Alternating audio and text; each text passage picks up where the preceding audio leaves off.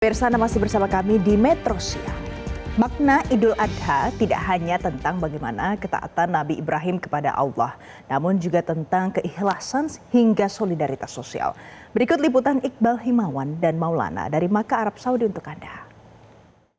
Pemirsa, Idul Adha bukan sekedar soal penyembelihan hewan, tapi di situ menyimpan pesan besar tentang keikhlasan, kemudian solidaritas sosial dan juga ketundukan.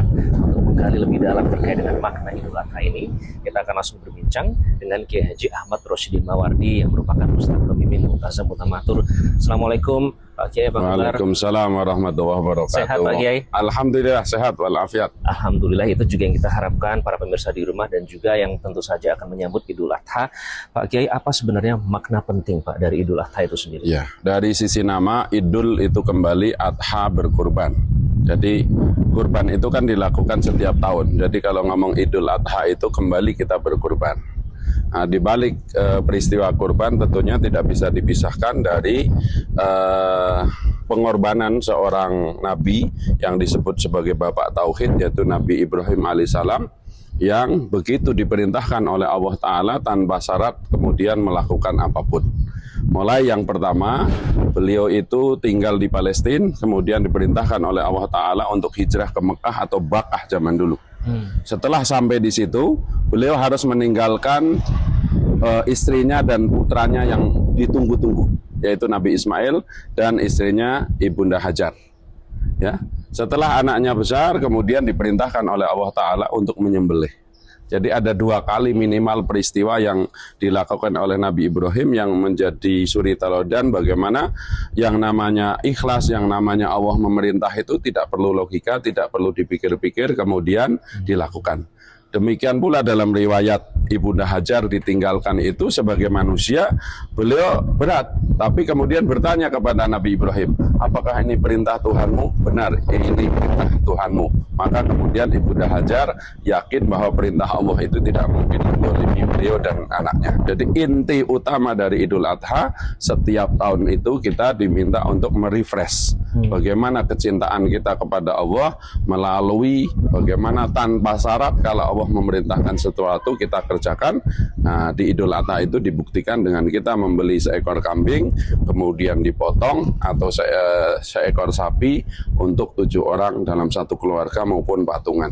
Oke, lalu bagaimana kita mengimplementasikan nilai-nilai penting di Idul Adha itu dari kisah Nabi Ibrahim di kehidupan kita sehari-hari? Karena tentu bukan sekedar penyembelihan hewan kan? Betul. Ya. Kalau secara syariat ada dalil mengatakan tidak akan sampai kepada sisi Tuhanmu itu darah dan daging dari korban. Yang sampai adalah ketakwaan. Ya, jadi tidak, yang sampai itu bukan darah yang mengalir atau dagingnya, tetapi yang sampai adalah ketakwaan. Dan ketakwaan itu selalu dibangun oleh 2 dimensi. Alladzina yu'minuna bil ghaib wa yuqimuna shalah wa mimma razaqnahum yunfikun. Orang yang beriman itu imannya kuat, kemudian sholat, setelah sholat apa? Infak. Nah, kurban itu setelah motong kan dibagikan. Ya, itu simbol bahwa yang namanya orang bertauhid itu harus fokus kepada tauhid, yaitu ibadah ubudiyah, tapi jangan lupa muamalah. Sebaik-baik manusia adalah yang bermanfaat untuk manusia yang lainnya. Nah, korban itu simbolnya seperti itu.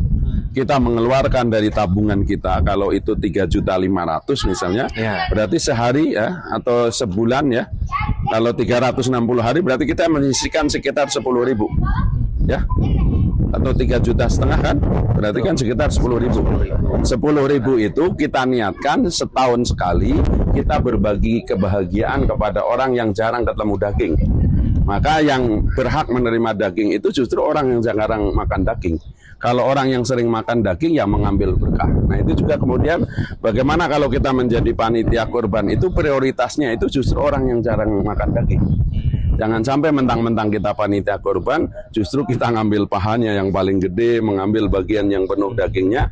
Nah, ini tidak sesuai dengan tujuan syariat. Oke, baik Pak Kiai, terima kasih atas waktunya. Bismillah. Semoga pemirsa di rumah bisa mendapatkan manfaat dari perbincangan kali ini. Tentu saja jangan sampai makna dari Idul Adha ini hanya lewat begitu saja, tapi bisa kita implementasikan dalam kehidupan sehari-hari.